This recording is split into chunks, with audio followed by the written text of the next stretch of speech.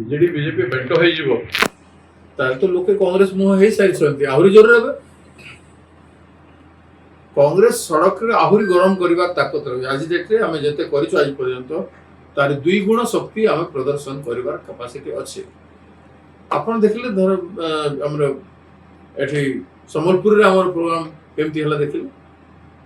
ସମ୍ବଲପୁର ଆମର କିଛି ଥିଲା, କିନ୍ତୁ ସମ୍ବଲପୁର ହେଲା ପରେ ୱେଷ୍ଟର୍ଣ୍ଣ ଓଡ଼ିଶାରେ ବର୍ତ୍ତମାନ ବ୍ୟାପକ ସଂଗଠନ ଚାଲିଛି। ଆମେ ଯେତେ ଜିଲ୍ଲା ମାନଙ୍କର ବିଭିନ୍ନ କାର୍ଯ୍ୟକ୍ରମ କରୁଛନ୍ତି ତାର ରିପୋର୍ଟ ଆପଣ ଦେଖନ୍ତୁ, ପାର୍ଟି କେମିତି ସକ୍ରିୟ ଅଛି ସବୁ ଜିଲ୍ଲାରେ। ଏବଂ ରାଜ୍ୟରେ ମହିଳା ରେଡିରେ ବଡ଼ ବଡ଼ 2-2ଟା ମହିଳା ରେଡି ହେଇଥିଲା, ଆପଣ ଦେଖିଛନ୍ତି କେବେ ହେଇଥିଲା ସେଠି ଗୋଟେ ମହିଳା ରେଡି। ବିଧାନସଭା ଘେରାଉ ଆପଣ ଦେଖିଛନ୍ତି, ରାହୁଲ ଗାନ୍ଧୀଜୀ ଖଡ଼ଗେଜୀଙ୍କର ବରମୁଣ୍ଡା ଷ୍ଟାଡିୟମରେ ଆପଣ ଦେଖିଛନ୍ତି ବିରାଟ ମିଟିଂ। ଓଡ଼ିଶା ବନ୍ଦ କୋଉ ପ୍ରକାର ହେଇଥିଲା ଆପଣ ଦେଖିଛନ୍ତି। ଆପଣ ସେ ଜାଣି ଶୁଣିକି ପ୍ରଶ୍ନ ପଚାରୁଛନ୍ତି କନଫ୍ୟୁଜନ ପବ୍ଲିକରେ ସୃଷ୍ଟି କରିବା ପାଇଁ। This is not good journal. I like you all.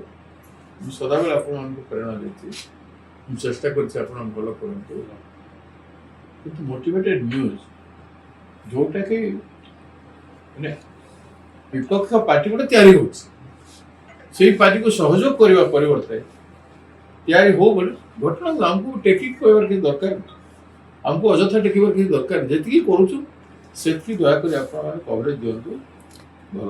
Sir ଯେଉଁ ବହି ତ୍ରୁଟି କଥା ସାମ୍ନାକୁ ଆସିଲା, ମୁଖ୍ୟମନ୍ତ୍ରୀ ତ କଡ଼ା ଆକ୍ସନ୍ ନେଇଛନ୍ତି। ଯିଏ ମୁଖ୍ୟ କାର୍ଯ୍ୟପାଳିକା ଥିଲେ ମନୋଜ ପାଢ଼ୀ ତାଙ୍କୁ ନିଲମ୍ବିତ କରିଛନ୍ତି, କିନ୍ତୁ 3 ମାସ ପୂର୍ବରୁ 15 ଜଣ ଶାସକ ଦଳ ବିଧାୟକ ତାଙ୍କ ବିରୋଧରେ ମୁଖ୍ୟମନ୍ତ୍ରୀ ଚିଠି ଲେଖିଥିଲେ ଯେ ଆଙ୍କୁ ପୁସ୍ତକ ପ୍ରସ୍ତୁତ କରୁଥିବା ସଂସ୍ଥାରୁ ଦାୟିତ୍ୱ ନ ଦିଆଯାଉ, କିନ୍ତୁ ଆଙ୍କ ପଛରେ କାହାର ହାତ ଥିଲା ଯିଏ ତାଙ୍କୁ ଏ ଦାୟିତ୍ୱ ଦେଇଥିଲା? ମୁଁ ସେ କଥା କହିପାରିବିନି କାହା ହାତ ଥିଲା, ନିଶ୍ଚିତ ଭାବରେ କାହାର ନା କାହାର ହାତ ଥିବ। ପ୍ରେସର କିଏ ନା କିଏ କରିଥିବେ। ବିଧାୟକ 15 ଜଣ ଲେଖିକି ଦେଲେ ମାନେ କାହିଁକି ଦେଲେ ସେଟା ହଉଛି ପ୍ରଶ୍ନ। ତାଙ୍କରି ବିଧାୟକ ମାନେ କାହିଁକି ଦେଲେ ପ୍ରଶ୍ନ। ତ ସେଇଟା ସେମାନେ ଦେଇ ସାରିଲା ପରେ ବି ତାଙ୍କୁ କାହିଁକି କରାଗଲା ସେଇଟା ହିଁ କହିବେ। ଏ 2ଟା ପ୍ରଶ୍ନର ଜବାବ ନିଶ୍ଚିତ ଭାବରେ ସରକାର ଦେବା କଥା, ପଦକ୍ଷେପ ନେବାର ଆବଶ୍ୟକତା ରହିଛି। ଏବଂ କାହିଁକି ବିଧାୟକ ମାନେ ଆପତ୍ତି କଲା ପରେ ତାଙ୍କୁ ଦିଆଗଲା, ସେଥିପାଇଁ ତ ପ୍ରଶ୍ନ ଲେଖା। ସେଥିପାଇଁ ତ ଏ ଯୋଉ ବହିରେ ପ୍ରସ୍ତୁତିରେ ଏତେ ବଢ଼ିଆ 1700 ଭୁଲ ବାହାରିଲା, ଆହୁରି ବି ଭୁଲ ଅଛି। ତେଣୁ ସେ ବହିକୁ ଏବେ ତ ତାକୁ ସଂଶୋଧନ କରିବା ପାଇଁ ଏଡିସନାଲ ବହି ପ୍ରିଣ୍ଟ କରିକି ଅଡିସନାଲ ପ୍ରିଣ୍ଟିଂ କରିକି ତାକୁ ସଂଶୋଧନ କରିକି ଯଦି ଟିଚର ମାନେ ପଢେଇବେ ତାହେଲେ ଶିକ୍ଷା ହେବ ନାହିଁ। ସମ୍ପୂର୍ଣ୍ଣ ଆମୂଳଚୂଳ ପରିବର୍ତ୍ତନ କରିକି ନୂଆ ବହି ଆସିକି ବଣ୍ଟା ହେବ, ତାହେଲେ ଠିକ। ତାଙ୍କ ଦଳ ଭିତରେ ତାହେଲେ କିଏ ଷଡ଼ଯନ୍ତ୍ର ଯୋଗତା ମୁଖ୍ୟମନ୍ତ୍ରୀ କହୁଥିଲେ ସତ ଏ କଥା?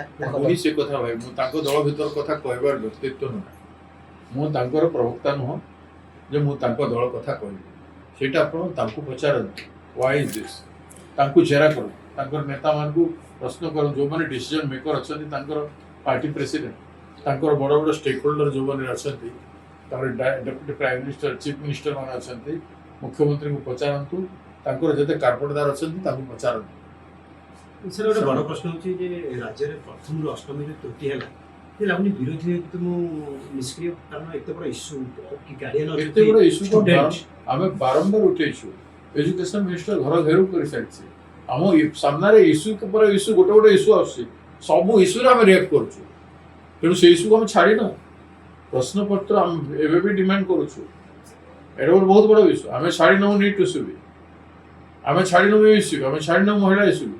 ଏସବୁ ଇସ୍ୟୁକୁ ନେଇକି ଆହୁରି ବଡ଼ କାର୍ଯ୍ୟକ୍ରମ ଆସନ୍ତା ଦିନରେ ହେବ, ଯୋଉଠି ଏବେ ଯଦି ଲଜିକାଲ ଏଣ୍ଡିଂକୁ ନେବେ ନାହିଁ, ଏସବୁ ଇସ୍ୟୁକୁ ନେଇକରି ଆସନ୍ତା ମାସରେ ନିଶ୍ଚିତ ଭାବରେ ବଡ଼ କାର୍ଯ୍ୟକ୍ରମ ହେବ। ଯଦି ଏମାନେ ତାକୁ ଆଲାଉ କରିବେ ସେ ଇସ୍ୟୁକୁ ଲଜିକାଲ ଏଣ୍ଡିଂ ନେବେ ନାହିଁ। जदि आपंक आम भिडी भल लगा तेब आम चैनल को लाइक शेयर सब्सक्राइब करने को जमा भी भूलु नहीं।